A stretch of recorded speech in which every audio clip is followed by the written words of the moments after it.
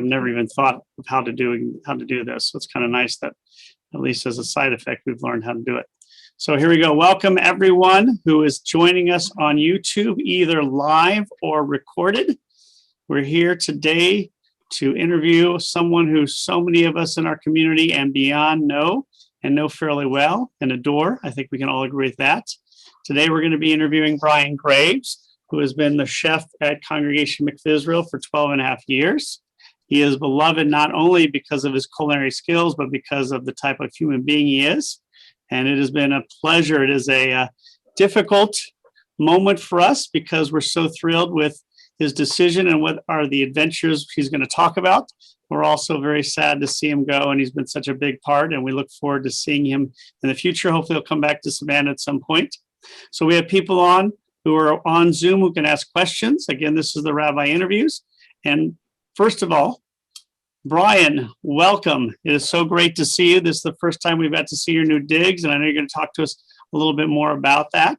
So what we're going to do today, as I mentioned earlier, we'll talk a little about your history, relationship with the congregation, what you've done in the community, and then also talk about your upcoming adventures. So welcome, Bryan, again.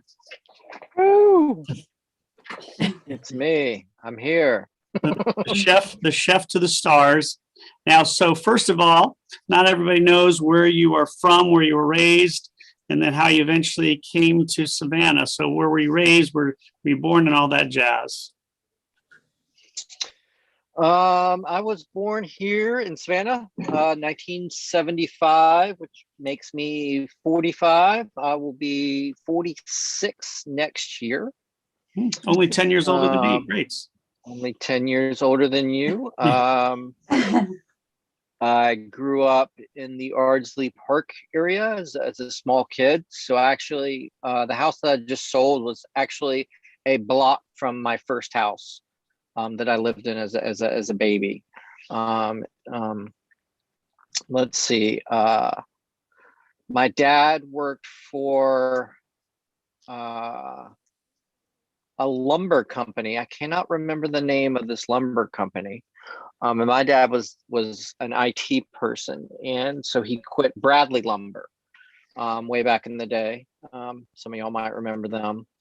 And my dad quit them and got a new job in Columbia, South Carolina, doing IT for a wholesale liquor company. And that was in 1982, 83.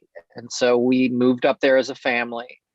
And unfortunately, that's when the divorce happened and my parents got divorced. And so my dad stayed in Columbia and I moved back with my mom and my sister back to Savannah. And I lived here until about 7th, 8th grade. And then I went to go live with my dad in Columbia, which is interesting because still my best friends today are the guys that I met right when I moved to Columbia that year, from 8th grade on, and we're still very tight.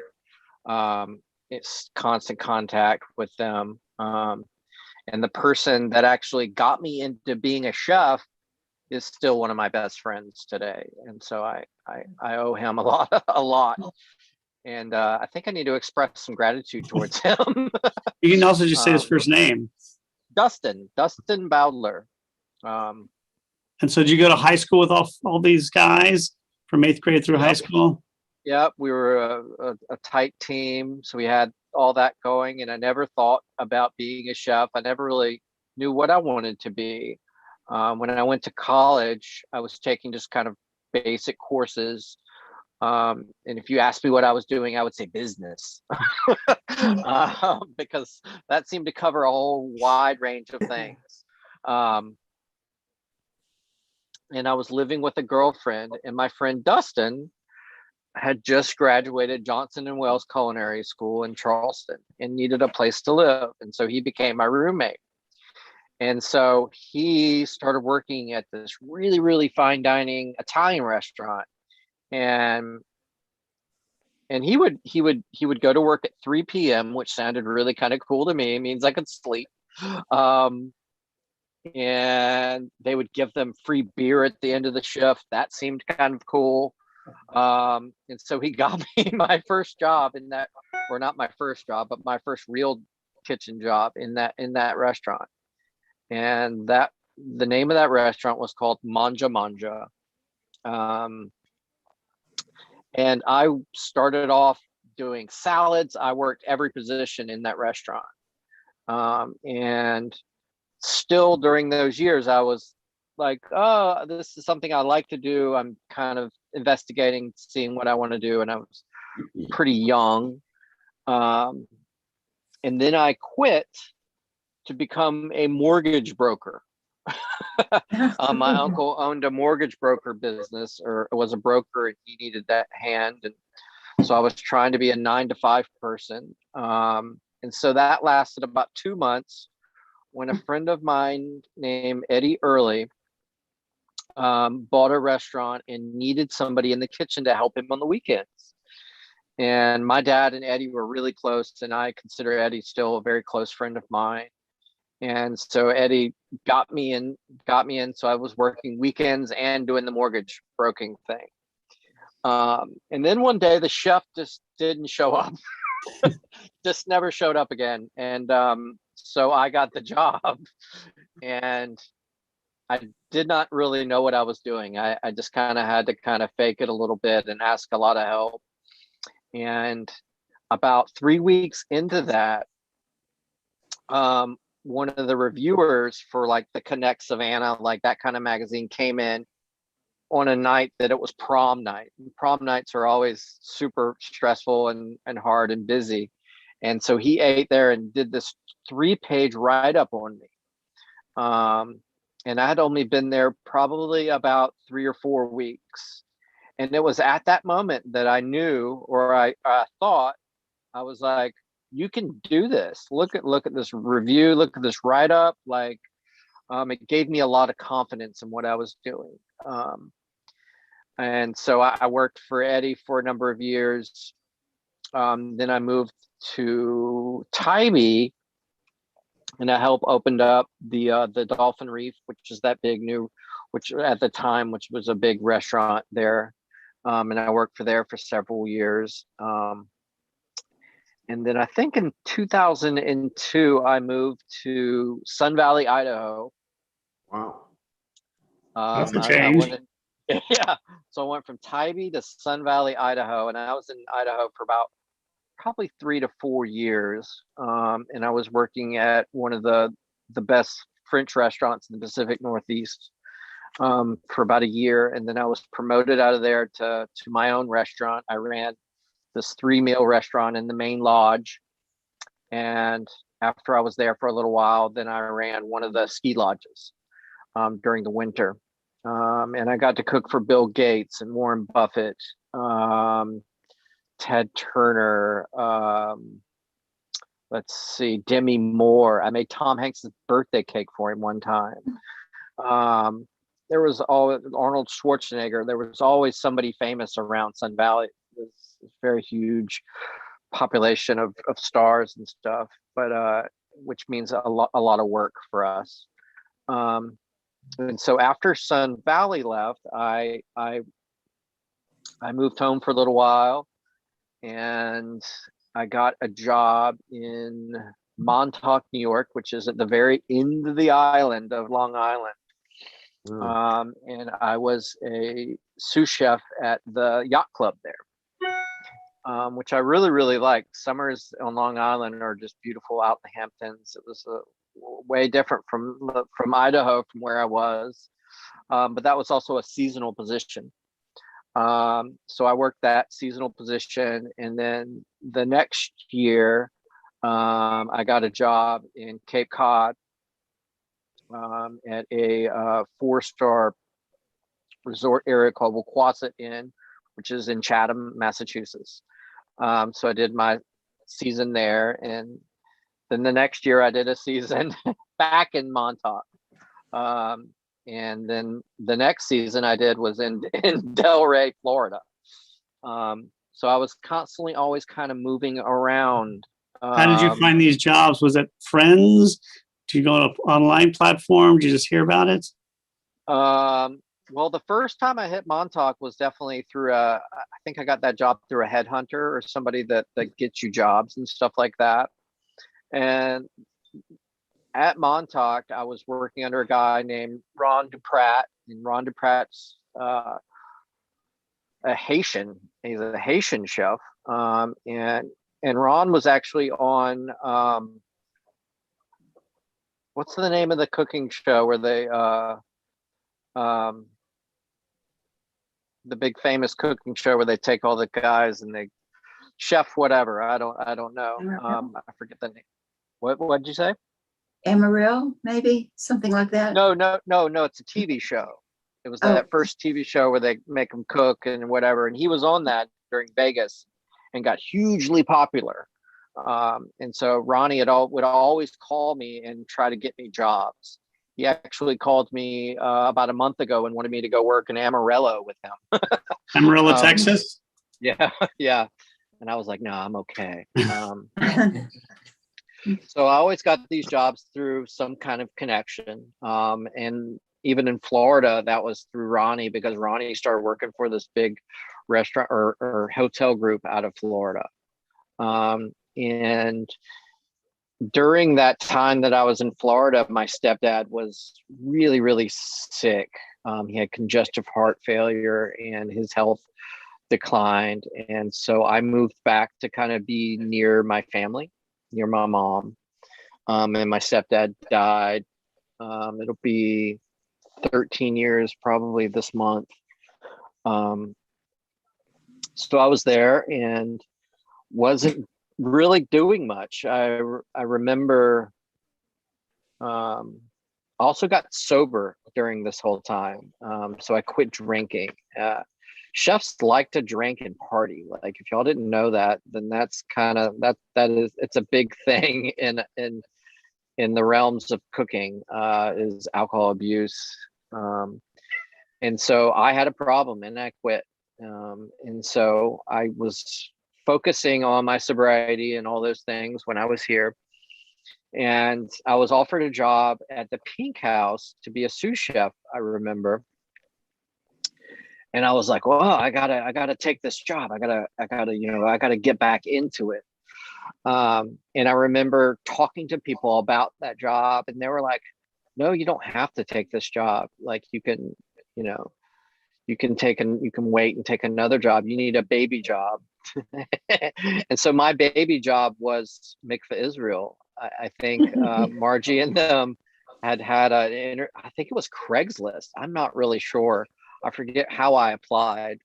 But I just wanted something part-time that would get me out of the house, and something, that I love to do. And so that's how I came to being with Mikveh Israel. I remember they made me make kugel and like a baked chicken or something. I can't remember. But we had a little tasting at that moment. Bryan, and so Margie considers you her best hire. I am I'm the best several hire. leagues behind you. Yeah. Well, thank you. And I'm glad y'all are here today. I've been thinking about y'all. But yeah, so that was it. And Margie's on. She may remember what Margie, how'd you hire him from? Do you remember? I think Margie had to step away for a second. She's with a workman who's downstairs. Okay. Ann Maynard and I hired him, and we were very, very impressed by what he had done in the past, and we thought that he could fill our needs, and we have loved him all these years and hate to see him go, but know he's ready to move on to a new chapter in his life, and hope that he will remember us and periodically come back and see us. Maybe cook for us. Yes, definitely. When all that happened, I was really, really, really grateful. And I didn't know what I was getting into, truthfully. I had very little knowledge of the Jewish culture or anything. And so, like, that's been incredibly enlightening. But the one thing that I found was a family,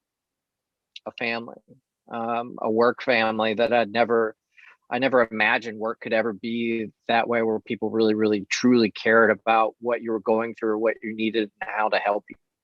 And that's what I found in Mikveh Israel. And all the bosses I've had have been great. And we have also, we're also working with a board, so that can be a little bit different because you have a new president every 2 years, and so that took some time to get used to.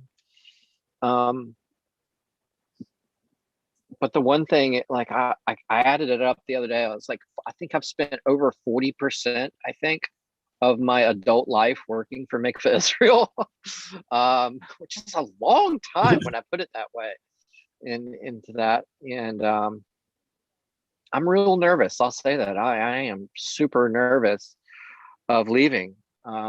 It's such a comfort for me. But I know that I need to close the door for a new door to be open. I know that part. I really, really trust in my God for that. And so once I made that decision, once I looked at everything, and how it happened is I started looking at why I was here. Why was I in Savannah? Why was I doing all these things? And a lot of them had to do with my mom and my sister, who are no longer here. They passed away. And so like most of the reasons why I was staying were because of family members that were just gone. And so when I let that go, and it just kind of spiraled into, well, you can do anything you want. You have unlimited possibilities in the world. You just need to go out and find them. You just need to go out there and do it. One of the things that I've had happen in my career is a burnout. I think I've had several burnouts in the kitchen, just like overworked and just no passion kind of. And I kind of feel that I'm in one of those a little bit now. But it's kind of hard to tell because I haven't done much in the last year. So when I decided to take this grand adventure, I was really interested in not doing anything in the kitchen. I've always been in a kitchen besides for the mortgage broker thing. I've never worked a 9 to 5 except then. So I only know what I know. And I know that there's another possibility out there. So I started thinking about, temporary jobs and things like that. And I went camping, I think in October, up at my friend's camp with a bunch of my high school buddies. And I was just so impressed with his camp, and that he owned the camp, which is just amazing, and what he was doing and what he was about. And then he asked me a couple of months after that if I'd be interested in being the chef at the camp for the summer. And I took about a month to think that over, and so I've accepted that job. So it's just for 3 months. So the middle of May to the middle of August, which seems very cool because it's just temporary. But I'm kind of excited talking to Rabbi about being in camps and things like that. I never went to a camp as a kid, but I'm excited to feel the energy of the kids. I really am, and a new experience. And I think it'll be enlightening. I think it'll be hard work, and I think it'll be fun. And I know, and it's only 3 months. I can do anything for 3 months. So my friend also has a business plan. What he wants me to help him with is to, he wants to start a kitchen management or a camp kitchen management company where we would hire people to go into camps and have all the menus, do all the food ordering and all the things. So basically that's one less thing you got to worry about in your camp. And he's always worked in camp, so he knows a lot. So there's some possibility for some growth, which is exciting. But right now I'm just working on just the 3 months, I guess. So I will also have about a month and a half of traveling before I head to the camp. And so I'll be in Austin, Texas. Go Longhorns. You like that, Rabbi, didn't you? I did. That was the best part so far. And then I'm going to be in Santa Fe, which are two places that I have not been to before. So I'll be in Santa Fe during my birthday and during Cinco de Mayo, and then I'll start heading back east. So that's about all I have planned so far. I had a whole trip kind of planned before, but when the opportunity for the camp happened, I really needed to look at that, so I cut off part of my trip. So, And so I don't know what I was going to say, if anybody had any questions for Bryan before we get into his next life experiences.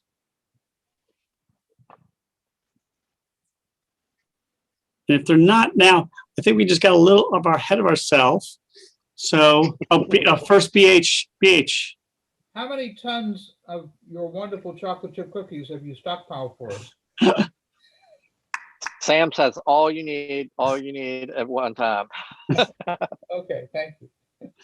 So you mentioned a little bit about what you're doing, but you kind of left us in the dark with the overall experience of what you're doing. So you decided to leave, but what did that entail for what you're doing now? We know you're going to work at a camp, but there's a piece there we haven't got to yet.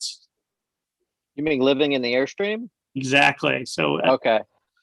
Yeah, so I don't know how I got this. So I went to Colorado. I drove to Colorado in August, and I was there for about 2 weeks. And when I came back, just this overwhelming sense of the Airstream idea came to me. And I also have 3 cats in this Airstream.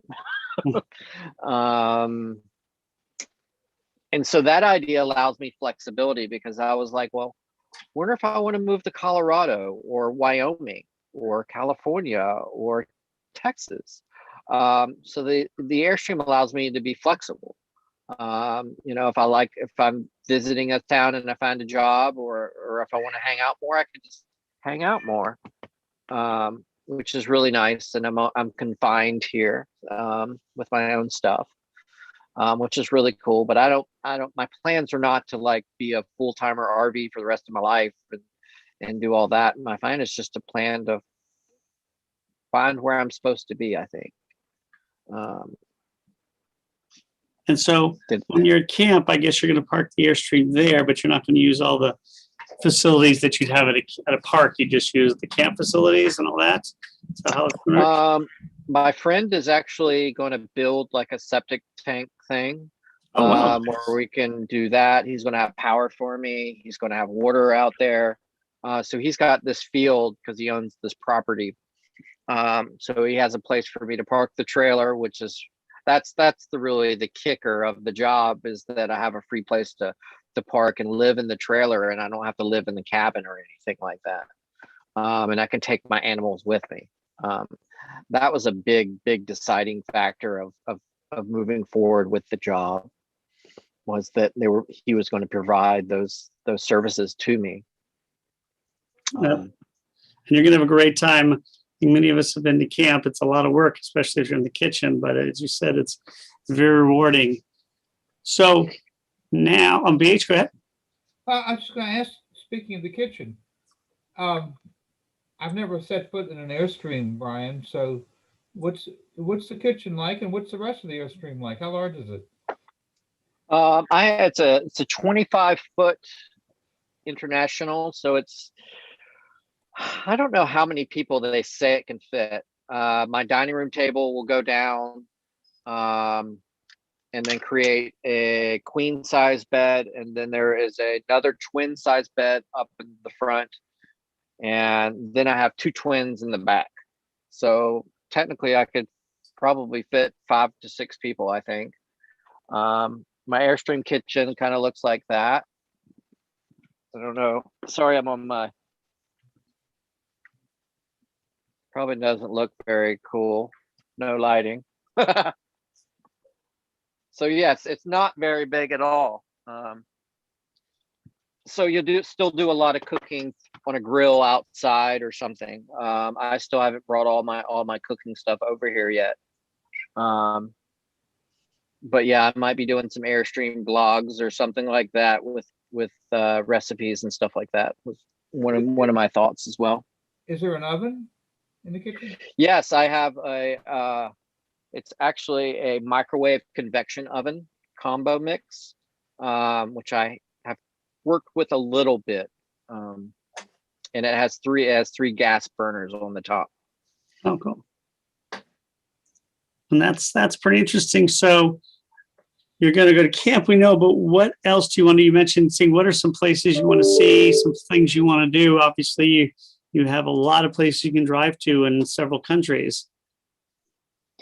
Yeah, I really like Jackson Hole. I love Wyoming. It's just gorgeous. And like, if you were to ask me right now, where would you want to go? I would say there. So one of my plans is to,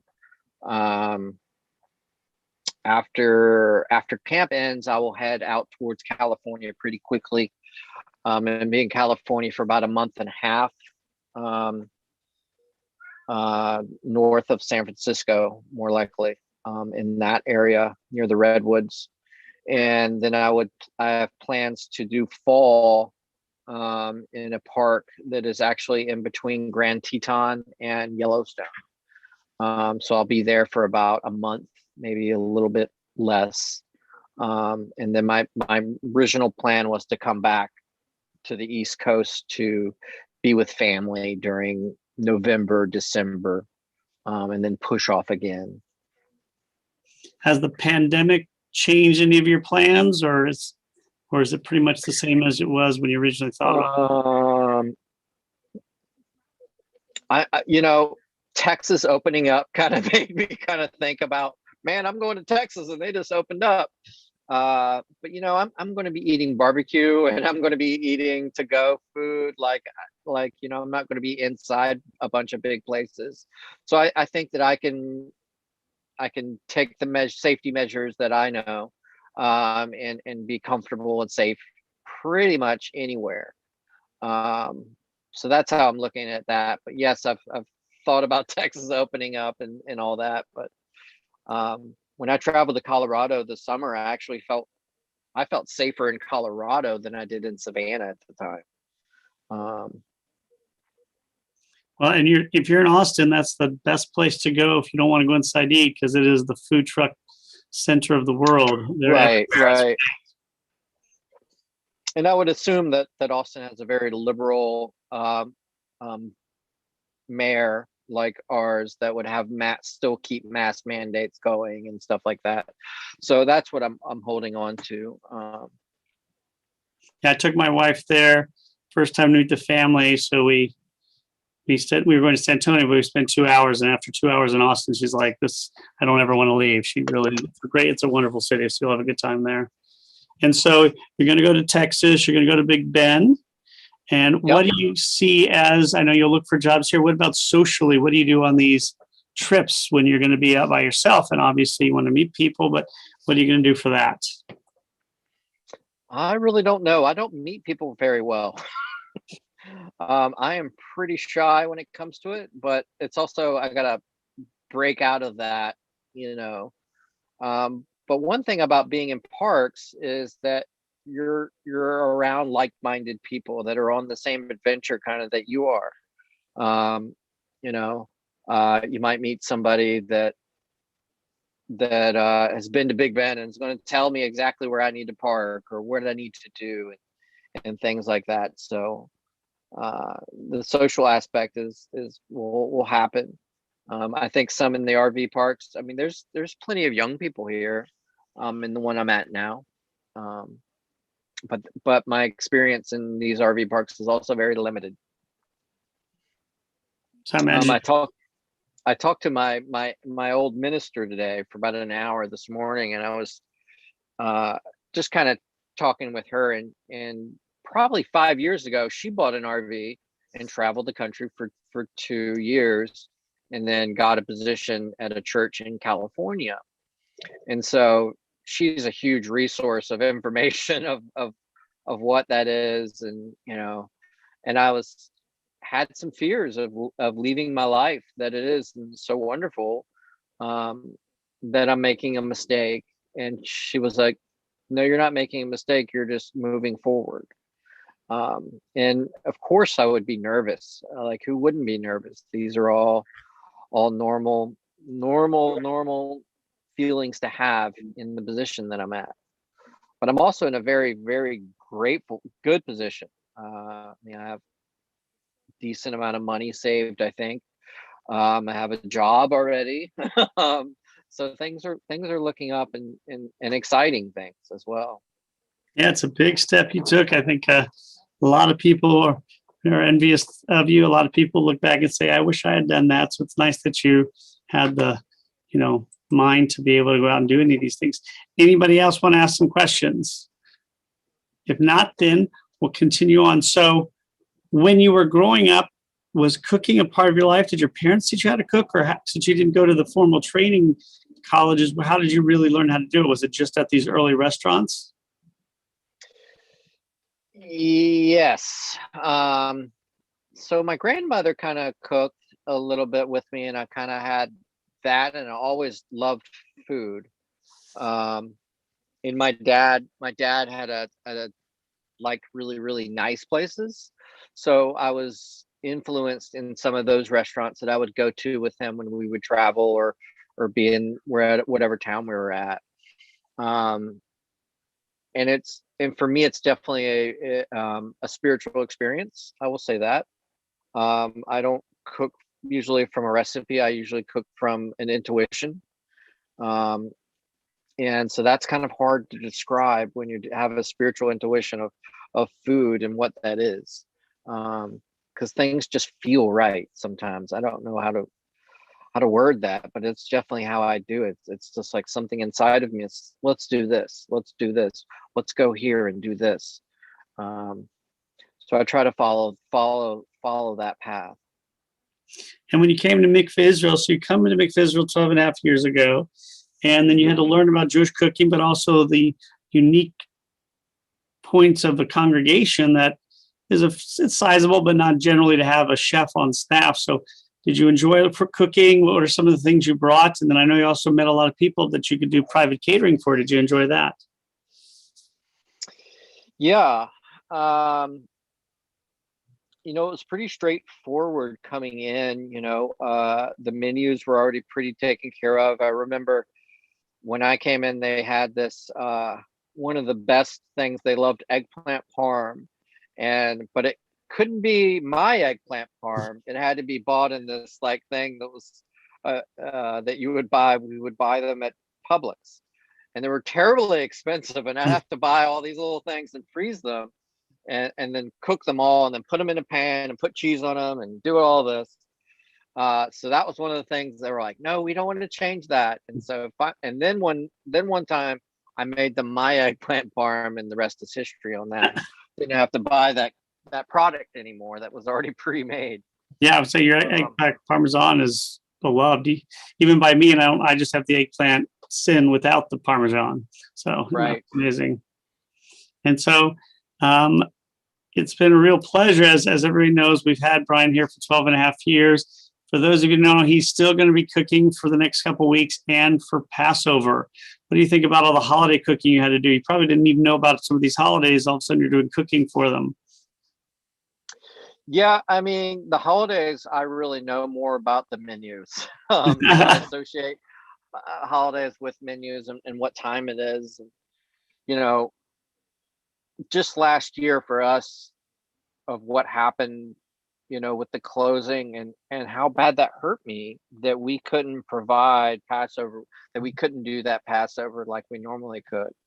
And I know how important that was for so many people. We all get together in that little small room, and we're all and how we couldn't do that, and that hurt, not being able to provide that service to the congregation. And that's why you're such a good chef. You're not only talented, but you're so kind and considerate and supportive. And thank goodness we'll be able to provide it this year. Won't be in person, obviously, but you can pick up meals still. And because you're virtual stuff, you're always welcome to virtually cook for us. Woo! I don't know. I assume, but in 3 months, we've learned how to do so many things that we'll be able to send food via the computer as well pretty soon. So hopefully that'll be in the next couple months, because we're going to miss your egg Parmesan. We're going to miss your, what, anybody else want to give their favorite foods from him before we finish? The salmon croquet is one of my favorites. And so we'll miss all these wonderful dishes. We'll miss the, what was what's the chicken piccata debate? Chicken piccata. The soupless Passover issues were the major issues of the day. So we got through all those. We got through some difficult times, but all in all, it has been incredible. So Bryan is going to have a goodbye Zoom coming up. So everybody will be invited to join us. It's going to be on March 21st, Sunday at 5 o'clock. We'll be sending out the links probably next week. And so just to be a way to say goodbye, we're going to have a private staff luncheon for him. Obviously, if it wasn't for the pandemic, we'd have a big lunch thing and we invite everybody in the congregation, but we just didn't seem feasible to do that. So we're going to have a private lunch thing. If anybody has anything they want to say or do, just give him a call or email him. And again, many of us know from the synagogue, but also he's been so good at catering so many events through the years, so easy to work with. So it is a major loss for our community, but we're so still excited. I'm a little jealous for it because I never did that when I was single. But we'll live vicariously through you. And you're going to have a Facebook page. You hopefully set up your podcast and set up your links, whatever you're going to be doing. And I also want to say that, like, Mikveh Israel stood beside me during the loss of my sister and my mom and my dad. And when Rabbi had when y'all had that service for my dad in a town that he didn't even live in anymore, I mean, that just brings me to tears almost thinking about it, and the support that I got from the congregation during those losses. I mean, that's not a normal job that you find out in the world. It's not. And I am beyond blessed and grateful to have each and every one of y'all in my life. Well, we are so fortunate. I think I'm tearing up right now. Talking about. Well, Margie has always said the best thing she ever did as president was hire you. And so, again, you're still part of this community whenever. Hopefully you'll be back in Savannah here and there, at least to come visit and let us take you out. And then we'll looking forward to seeing your Airstream on Facebook and all the amazing adventures, and have a great time. As a person who worked at camp for so many summers, it was just an incredible experience for me. So I wish you all the best. Anybody else have anything to say? But Margie, you want to say something? Yeah, you want to say Well, something? I was just going to say, I mean, you really have been part of the Temple family. And our family. Yeah, and our family. And we have fond memories, not only of you at Mikveh Israel, but of you putting on dinner parties, both in Vernon and in Tybee, for us and our friends. I hope those days will return. I hope you, after you wander around and do all these interesting things, you'll come back home. Yeah, Savannah will always be my home, and thank you. You too. I consider y'all up there on my family list. And I'll be thinking of you on April 21st. Yes, that's what I was about to say. Shared birthdays. Be careful as you drive around. Watch out for all those crazy lady drivers. And for all the animals. Yeah, Be careful with your cats. Leave the doors closed. Don't get too close to the bison. Or the moose. Well, we wish you all the best. I'm hoping he gets up to Alaska not this summer, but maybe next summer. That'd be amazing to drive all the way up there. So Bryan, again, all our best. We'll see you on the 21st. And again, anything you need from us, just let us know. So thanks again, everybody. As for next week, we have a non-committed person visiting, so I'm going to double check that. Week after, we've got Rabbi Stephanie Alexander from this Reformed Synagogue in Kadosh just forgot the name of the synagogue in Charleston. So next week, I'll send out the note to confirm who I have next week, and then Rabbi Alexander will be the week after. So thanks again for joining us for the Rabbi interviews, Bryan. My friend Ronnie was on Top Chef. That was the name of the show. Oh, Top Chef. Yes, Top Chef. I've heard of that, so it must have been a really popular. I don't watch cooking shows or anything, but I know Really, you about don't the watch show. cooking shows? No, Okay, not at all. not all. All right, so thanks again, and we'll see you soon. And I'll talk to you soon. I'm going to go get to see his Airstreamer coming up, so I'm very excited about that. So you guys stay safe, and we'll see you next week. Thanks, Bryan. Love Really y'all. See ya. appreciate it. Bye. Thank you, Bryan.